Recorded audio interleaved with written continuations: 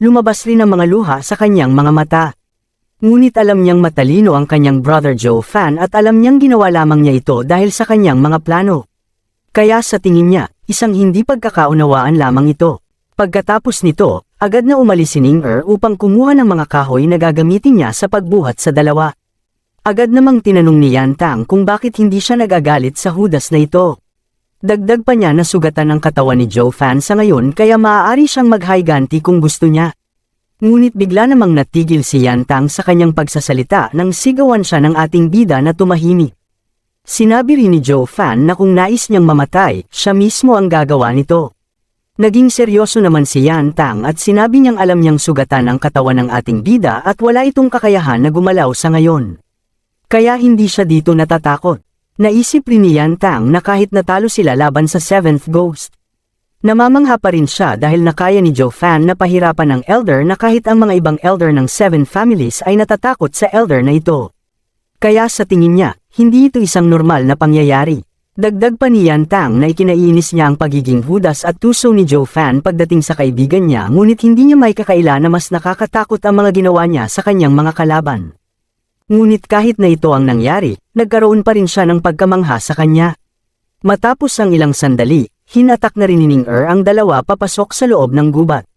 Kahit na malakas ang ulan, binaliwala niya lang ito upang makahanap sila ng ligtas na lugar. Ngunit dahil sa kapaguran, bumagsak na lang si Ning sa lupa. Ngunit dahil alam niyang siya lang ang may kakayahan ngayon na iligtas ang dalawang ito, pinilit niya pa ring tumayo at magpatuloy. Hindi naman inaasahan ni Yan Tang na si Ning pa ang magliligtas ng kanilang buhay kahit na ito ang pinakamahina sa kanila. Kahit siya ay nakukonsensya na binalak niyang iwanan ng babae na ito kanina upang iligtas ang kanyang sarili. Ngunit sa tingin niya, mas nakakahiya si Joe Fan dahil sa ginawa nito na panluloko sa kanya. Kaya ngayon, silang dalawa ay nasa bingit na ng kamatayan at mukhang aabutin pa ng ilang buwan bago gumaling ang kanilang mga sugat. Kaya namangha na lang siya kay Ning dahil kahit na hindi sila mabuting tao ni Joe Fan, hindi pa rin sila pinabayaan ng babae na ito. Kaya napaisip na lang siya kung paano niya kaya mababayaran ang utang na loob na ito sa kanya. Bigla namang napatigil si Ning nang makita niya ang alagang daga ni Yan Tang, kaya siya ay natuwa nang makita niyang buhay pa ito. Agad namang pumalibot sa kanya ang daga at bigla itong naglakad sa gilid niya na parabang sinasabi niyang sundan siya nito. Agad namang sinundan ni Ning ang daga at nagulat na lang siya nang makita niya ang isang kuweba na nahanap ng daga. Kaya agad niyang dinala ang dalawa sa loob nito upang makapagpahinga. Nang makapasok na sa loob, agad namang pinahiga ni Ning ang dalawa. Ngunit nagising si Joe Fan at nagulat siya sa kanyang nakita sa loob ng kuweba, kaya agad niyang sinabihan ng lahat na hindi sila maaaring manatili sa loob nito. Nagtaka naman si Ning sa sinabi niya kaya tinanong niya kung ano ang problema. Agad namang sinabi ni Joe Fan na tingnan nila ang lilang halaman sa loob ng kuweba. Napansin naman ni Yang Tang na ang halaman na ito ay ang geograss at gamot ito upang mawala ang pagod ng isang martial artist kaya napatanong na lang siya kung ano ang problema dito. Agad namang ipinaliwanag ni Joe Fan na hindi lamang tao ang makagamit ng halaman na ito dahil kahit ang mga spirit beast ay ginagamit ito. Kaya malaki ang pagkakataon na makaakit ng halimaw ang gamot na ito. Agad namang napatanong si Yan Tang kung ang ibig sabihin ba ni Joe Fan ay isa itong patibong. Sinagot naman ito ng oo ni Joe Fan. Sinabi niya rin na mukhang isa itong patibong na ginawa ng mga spirit beast upang maka-attract ng mga pagkain katulad ng kapwa nila spirit beast, kaya ito ang dahilan kung bakit nahahanap ito ng kanilang daga. Nagalit naman si Yang Tang dahil makakaya lang na tumakas ng daga na ito kung sakaling dumating man ang mga halimaw. Halos maiyak naman ang daga nang marinig ang pagsigaw ng kanyang amo. Ngunit agad naman siyang kinuha ni Ning upang pakalmeyin ito. Nagtanong rin si Ning kung ano na ang gagawin nila ngayon. Agad namang sinabi ni Yan Tang na kailangan nilang tumakbo palayo sa lugar na ito. Napaisip naman si Joe Fan at tinanong kung ano na ang oras ngayon. Agad namang sinabi ni Ning na hindi niya alam ngunit mukhang isang araw na ang lumipas. Natakot naman si Joe Fan nang marinig ito dahil natapos na rin ang duration ng kanilang gamot na ininom. Kaya sa tingin niya, papunta na dito ang mga halimaw at sa tingin niya ay maraming grupo ito. Natakot naman si Yan Tang nang marinig ito. Agad namang ipinaliwanag ni Joe Fan na ang mga gumagawa lamang ng patibong ay isang grupo ng mga low-level spirit. Bigla namang napatigil ang tatlo sa pag-uusap nang marinig nila ang isang malakas na ungol ng halimaw. Samantala, sa labas ng kuweba, nagsimula namang magtipo ng mga lobo. Ang mga ito ay parang nababaliw na halimaw nang maamoy nila ang presensya ng tatlo. Agad namang nasabi ni Joe Fan na mga bloodthirsty wolf ang halimaw sa labas. Kahit na mga second-level spirit beast lang ang mga ito, gumagalaw ito kasama ang kanilang grupo. Ang mas malala pa, ang kanilang Wolf King ay nasa antas ng third-level spirit beast. Dagdag pa niya, kahit ang mga fourth-level spirit beast ay ayaw kalabanin ng grupo ng halimaw na ito. Nalungkot naman si Yang Tang at sinabi niyang hindi niya inaasahan na kahit gaano siya kaenyo. Ito ang magiging kamatayan niya. Agad namang inutos ni Joe Fan na ilabas ni Yang Tang ang kanyang espada at ibigay ito kay Ning Er. Nagtaka naman dito si Yang Tang dahil kahit gamitin man ni Ning Er ang kanyang espada, hindi niya matatalo ang mga lobo dahil sa mahina niyang chi.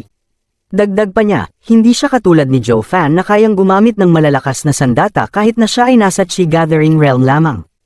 Agad namang sinabi ni Joe Fan na hindi kailangan na labanan ni Ning Er ang mga halimaw. Ang kailangan niya lamang ay makalabas sa kuweba na ito. Ibinigay niya rin ang isang bote ng gamot na pwede niyang gamitin upang hindi siya makita ng mga halimaw. Dagdag pa ni Joe Fan, pagkatapos niyang makalabas sa kuweba, dapat niyang inumin ang gamot na ito at dapat siyang tumakas palayo sa bundok. Ngunit pinaalala rin sa kanya ni Joe Fan na huwag itong bumalik sa kanilang pamilya at dapat itong pumunta sa susunod na lungsod. Nang maintindihan ni Yang Tang ang nais gawin ni Joe Fan, agad na niyang inilabas ang kanyang espada at pagkatapos ay ibinigay ito kay Ning Er. Agad namang dinala ito ni Ning Er palabas sa kuweba. Agad namang nasabi ni Yang Tang na ito ang bayad sa utang nila sa kabaitan ni Ning Er, kahit na si Joe Fan ay tinanggap na rin na ito ang kanyang magiging kamatayan. Kaya ayaw niyang madamay ang bata na ito, ngunit bigla namang natigil ang dalawa nang marinig nila ang malakas na ungol ng halimaw. Sa labas ng kuweba, hindi naman tumakas si Ning Er at pinilit niyang labanan ang mga halimaw. Kaya dahil dito, agad na umatake ang halimaw. Dahil sa kaunting enerhiya na natitira sa kanya, nagamit pa rin ni Ning Er ang espada upang patayin ang halimaw. Sumigaw naman si Joe Fan kung ano pa ang ginagawa ni Ning Er dito. Nakangiting sinabi naman ni Ning Er na habang kaya niyang harangin ang mga halimaw na ito, hindi sila makakapasok sa loob ng kuweba. Nagalit naman si Joe Fan nang marinig ito at sinabi niyang hindi na ito kailangan pang gawin ni Ning Er kaya dapat na siyang tumakas. Ngunit hindi naman nakinig si Ning Er at sinabi niyang kaibigan siya ng dalawa at gagawin niya ang lahat upang mailigtas lamang sila. Pagkatapos nito, agad na pinatay ni Ning Er ang halimaw na umatake sa kanya. Sinabi rin niyang hindi niya hahayaan na mamatay ang dalawa. Ngunit dahil sa pagod, nawala ang atensyon ni Ning Er kaya agad ring umatake ang iba pang halimaw sa kanya. Kaya kahit na pagod na siya, pinilit niya pa ring atakihin ang halimaw na ito. Hanggang sa dumami na ang kanyang napapatay na lobo. Ngunit kasabay nito, mas tumindi pa ang pagod na naramdaman ni Ning Er, kaya kahit na ang paghawak pa lang ng espada ay nahihirapan na siya. Nang makita ang mahinang estado ni Ning Er, agad namang umungol ang mga lobo upang umatake ng sabay. Kaya ang mga ito ay agad na tumakbo papalapit kay Ning Er. Hindi nakaiwas si Ning Er sa atake ng lobo kaya nakagat nito ang kanyang kamay. Pagkatapos, ibinagsak siya ng lobo pahiga sa lupa. Hindi pa dito natapos ang atake ng lobo dahil kinagat rin nila ang balikat ni Ning Er kaya siya ay napasigaw na lang sa sakit. Halos sumabog sa inis ang dalawa dahil wala man lang silang magawa upang mailigtas si Ning Er. Habang nakakagat ang bibig ng mga lobo sa katawan ni Ning Er, nagulat siya nang makita niya ang malaking leader ng mga ito. Kaya naisip na lang niya na ito na ang magiging katapusan niya. Agad namang umatake ang mabangis na lobo at kahit na sila Joe Fan ay tinanggap na lang ang kalunos-lunos na pangyayari. Ngunit bago pa man tuluyang makagat si Ning Er ng lobo, isang malakas na ungol naman ang pumalibot sa buong gubat. Kahit na ang hari ng mga lobo ay napatigil nang marinig ito, pagkatapos ay isa-isa nang namatay ang mga kasamahan nito kahit na hindi nila nakikita ang kalaban. Kaya dahil dito ay napuno ng takot ang halimaw. Isang malakas na enerhiya rin ang lumabas sa harapan ng lobo kaya siya ay hindi na nakagalaw.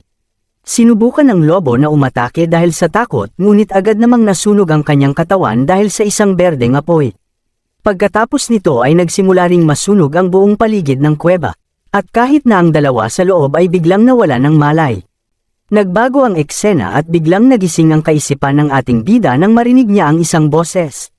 Kaya siya ay nagtaka kung nasaan siya at kung sino ang kumakausap sa kanya. Tiningnan rin ni Joe Fan ang kanyang katawan at nagtaka siya kung paano siya nakakalakad. Isang maliit na apoy naman ang biglang nabuo sa harapan niya at ito ay nagtanong kung Joe Fan ba ang pangalan niya. Isang imahe ng martial artist ang nabuo sa apoy na ito at kanyang sinabi na narinig niyang tinatawag ang ating bida ng Joe Fan kaya nasabi niya ito. Agad namang nagtaka ang ating bida kaya tinanong niya ang imahe kung sino siya. Agad namang sinabi ng anino na hindi na niya kailangan malaman kung sino siya. Dagdag pa niya na ang lugar na ito ay ang kanyang domain kaya siya lamang ang maaaring magtanong. Kaya agad niyang tinanong ang ating bida kung ano ang ginagawa niya sa Mountain Beast. Agad namang sinabi ni Joe Fan na nandito siya upang hulihin ang isang malakas na spirit beast. Nang marinig ito ay na-curious naman ang imahe kaya tinanong niya ang ating bida kung anong spirit beast ito. Agad namang sinabi ni Joe Fan na ito ay ang level 6 na spirit beast, ang Thunder Skylark. Nang marinig ito ay agad namang tinanong ng anino kung ano ang gagawin niya sa spirit beast na ito. Seryosong sinabi naman ni Joe Fan na gagamitin niya ito upang palakasin ang kanyang kapangyarihan. Bigla namang sumakit ang ulo ni Joe Fan kaya napatanong na lang siya kung ano ang nangyayari. Agad namang pinaalala ng imahe na siya ay nasa kaisipan ng ating bida, kaya malalaman niya ang mga kasinungalingan na sasabihin nito. Napuno naman ng pagtataka ang kaisipan ni Joe Fan dahil hindi isang normal na martial artist lamang ang imahe na ito dahil kaya nitong pumasok sa kanyang kaisipan. Kaya nasabi niya na ang kapangyarihan na taglay ng imahe na ito ay lagpas pa sa God Vision Realm. Naisip rin ni Joe Fan na ang kapangyarihan na ito ay lagpas pa sa pinakamalakas na martial artist ng kontinenteng ito. Kaya tinanong niya ang imahe kung nanggaling ba siya sa Holy Land. Natuwa naman ang imahe at kanyang sinabi na mukhang hindi isang ordinaryong tao si Joe Fan. Naisip rin niya na ngayon lamang siya nakausap ng tao sa kontinenteng ito na alam ang kanilang Holy Land. Napansin rin ng imahe na marunong si Joe Fan gumamit ng ancient formations at ng demonic baby. Nagulat naman si Joe Fan nang marinig niya na alam ng imahe na ito ang tungkol sa demonic baby. Alam niya rin na matagal nang umiiral ang may-ari ng kanyang teknik na kaya kahit sa kanilang Holy Land ay kaunti lamang ang may alam tungkol dito. Kahit na ang ating bida ay hindi ito malalaman kung hindi dahil sa 9 Secrets Records na nakuha niya kahit siya ay isang Grand Emperor. Ang malala pa ay mahirap maintindihan ang teknik na ito kaya nagtataka siya kung ano ang pagkatao ng imahe na ito. Kaya muli niyang tinanong ang imahe kung sino ito, ngunit hindi naman ito sinagot ng imahe at nagsaad siya na tulad ng sinabi niya kanina, walang karapatan ang ating bida na magtanong sa kanya. Kaya agad na inutusan ng imahe ang ating bida na sabihin ito ang dahilan kung bakit nais niyang mahuli ang Thunder Skylark. Wala namang nagawa si Joe Fan kundi sabihin ang totoo, kaya ipinaalam niya sa imahe na nais niyang pumasok sa Lulay Canyon upang hanapin ang naiwang kayamanan ng Emperor. Kaya kailangan niya ang Thunder Skylark upang mapigilan niya ang Purple Thunder na nabubuo tuwing nagpapakita ito. Nagulat naman ang imahe nang marinig ang sinabi ng ating bida. Tumawa rin siya ng malakas dahil maganda ang plano ng ating bida. Dagdag pa niya na ang ruins na makikita sa lugar na nais niyang puntahan ay maganda para sa kanya. Biglang nawala ang imahe at agad itong sumulpot sa harapan ng ating bida. Inutusan niya rin ang ating bida na dapat niyang puntahan ang lugar na ito. Kaya upang magawa niya ito, bibigyan niya ng regalo ang ating bida. Nagtaka naman ang ating bida kung ano ang ibig sabihin nito ngunit agad namang inilapit ng imahe ang kanyang kamay sa noo ng ating bida at isang malakas na enerhiya ang pumasok sa kanya. Ipinaalam rin ng imahe na sa pamamagitan ng regalo niya, konektado na ang isipan nilang dalawa. Kaya inaasahan niya na gagamitin ng mabuti ni Joe Fan ang kanyang regalo sa hinaharap. Bago umalis, sinabi rin ng imahe na ang kanyang hinahanap na Thunder Skylark ay makikita niya 3 milya mula sa third area. Ngunit binalaan niya ang ating bida na depende pa rin sa kakayahan niya kung mahuhuli niya ang halimaw na ito. Pinigilan naman ng ating bida ang imahe na huwag itong umalis muna ngunit nagulat na lang siya nang magising siya sa kanyang katawan. Napansin niya rin na nakakagalaw na siya na parabang nawala ang lahat ng kanyang natamong sugat. Sinuri rin ni Joe Fan ang demonic baby sa kanyang katawan at napansin niya na naging tahimik ito. Kaya sa tingin niya, gigising rin ito paglipas na ng ilang araw. Naalala rin ni Joe Fan ang halimaw na nakausap niya sa kanyang kaisipan kagabi. Sigurado siya na ang imahe na yon ay nanggaling sa Holy Land at ang patunay nito ay ang sobrang lakas nitong enerhiya na hindi niya makukuha sa mahinang kontinenteng ito. Sa tingin rin niya, ang imahe ang nagpagaling sa kanyang katawan. Kaya napatanong na lang si Joe Fan kung bakit kaya siya kinausap ng tao na ito. Naramdaman rin ng ating bida ang kakaibang enerhiya na inilagay ng imahe sa kanya ngunit sa kasalukuyang lakas niya, hindi niya ma-detect kung ano ito. Ngunit sa ngayon, hindi ito ang dapat pagtuunan ng pansin ng ating bida dahil hindi na mahalaga kung sino ang tao na ito. Kaya ang magiging layunin niya ngayon ay ang mapalakas pa ang kanyang cultivation. Pagkatapos nito, naglakad palabas si Joe Fan at nakita niya ang sugatang katawan ni Ning-er. Kaya agad niyang ginayos ang ito ngunit dahil sa pinsala ng katawan ni Ning-er, hindi ito nagising. Kaya agad itong pinakain ni Joe Fan ng gamot. Makalipas ang ilang sandali, napansin na rin niya na mas naging maayos na ang paghinga ni Ning-er. Naisip rin ng ating bida na ginawa ni Ning-er ang lahat upang labanan ng mga lobo kagabi kaya sa tingin niya, naubos lang ang kanyang enerhiya. Bigla namang nagulat si Joe Fan nang marinig niya ang boses ni Ning-er. Agad naman niyang sinabi sa kanya na huwag na siyang mag-alala dahil ligtas na sila. Ngunit agad naman na sinabi ni Ning-er na alam niyang nagsisinungaling lang siya. Tinanong niya rin si Joe Fan kung paano siya nakakagalaw kahit na matindi ang pinsala ng kanyang katawan, kaya sa tingin ni Ning-er, ito na ang langit. Nagsaad rin si Ning-er na maganda na ito dahil mamatay silang magkasama. Pagkatapos nito, nakatulog ulit si Ning-er dahil sa pagod. Pagkatapos nito, agad na tiningnan ni Joe Fan ang katawan ni Yan Tang, sinipa niya ito upang gisingin mula sa pagtulog. Napasigaw sa sakit si Yan Tang nang gawin ito ni Joe Fan. Nasabi rin niya na wala siyang masamang nagawa noong nabubuhay pa siya kaya nagtaka siya kung bakit nararanasan niya ang ganitong pahirap sa kamatayan niya. Tinanong naman ni Joe Fan kung isa na ba itong torture para sa kanya dahil kung ito ang nararamdaman niya, hindi pa siya nakaranas ng totoong torture. Nagulat si Yan Tang nang makita niya si Joe Fan kaya napatanong siya kung siya ba ang sumipa sa kanya. Sinabi rin niya na sabay silang namatay kaya nagtaka siya kung bakit naroon si Joe Fan. Sinabi naman ni Joe Fan na buhay pa sila, nagulat dito si Yan Tang dahil imposible ito. Ngunit nang suriin niya ang paligid, napatanto niya na ito pa rin ang kuweba kagabi, kaya napatawa na lang siya ng malakas nang mapagtanto niya na totoo nga ang sinabi ni Joe Fan na buhay pa sila. Dahil dito, lumabas ang dugo sa bibig ni Yan Tang, nagulat siya kung bakit sobrang bilis ng paggaling ng ating bida. Dagdag pa niya na pareho lang ang gamot na ininom nila kaya nagtataka siya na mas nauna pang gumaling si Joe Fan kumpara sa kanya. Kaya nasabi niya na marahil ay hindi isang tao ang ating bida, ngunit agad namang sinabi ni Joe Fan na tao siya katulad niya, ngunit mas maganda lang ang kanyang abilidad kumpara sa kanya. Matapos ang kanilang usapan, agad na lumabas si Joe Fan at sinimulan na niya ang paggawa ng isang array upang protektahan ang kuweba sa mga halimaw. Nang magawa na niya ito, agad na rin umalis si Joe Fan upang simulan ang kanyang pagpapagaling. Lumipas ang 3 buwan mula nang mapadpad ang 3 sa kuweba, na-recover na rin nila ang kanilang mga lakas. Nagsimula na ring mag-ensayo si Tanyang ng kanyang espada at hinati niya ang isang malaking bato. Nakangiting tinanong niya rin si Ning-er kung ano ang masasabi niya sa atake na ito. Agad namang pinuri ni Ning-er ang ipinakita ni Tanyang, ngunit mas nagulat si Yan Tang nang marinig niya ang papuri ni Joe Fan sa kanyang espada. Sinabi rin ni Joe Fan na kapag gumaling na ng todo ang sugat ni Yan Tang, tiyak na mararating na niya ang susunod na antas ng kanyang cultivation. Ngunit sinabi naman ni Tanyang na wala pa rin ito sa kakayahan ng ating bida dahil muli namang tumaas sa 7th layer ang kanyang cultivation. Tinanong niya rin ito kung paano niya nalaman na tataas na ang kanyang cultivation kung kahit siya mismo ay hindi ito alam. Natuwa naman si Ning-er sa dalawa at napatanong na lang siya kung bakit sila laging nag-aaway sa mga nakaraang buwan. Agad namang sinabi ni Yan Tang na siya ang dahilan nito. Dagdag pa niya na siya ay talagang nagalit nang malaman niya na ginawa siyang sakripisyo ni Joe Fan. Nagsaad naman si Joe Fan na pareho lang naman ito sa ginawa niya. Biniro rin ni Joe Fan si Yan Tang kung sino ang naunang magmungkahi na iwan sa gubat si Ning-er. Namula ang mukha ni Yan Tang at sinabi niya na nagawa lamang niya iyon dahil hindi niya alam na ganito pala kagaling si Ning-er. Dagdag pa niya na mas mabuti pang iwan si Ning-er kumpara sa ginawa ni Joe Fan na pagsakripisyo sa kanya. Pagkatapos nito, nagpatuloy ang dalawa sa kanilang pag-aaway, ngunit agad namang sinabi ni Ning-er na dapat na nilang kalimutan ito, kaya dapat nang tumigil ang dalawa sa kanilang pag-aaway. Ngunit hindi pumayag dito si Yan Tang dahil nais niyang bigyan ng hustisya ang ginawa sa kanya ng ating bida. Agad namang kinuha ni Ning-er ang kamay ng dalawa at sinabi niya na para matapos na ito. Magiging magkaibigan silang tatlo hanggang sa kamatayan kaya dapat na nilang kalimutan ang nakaraan.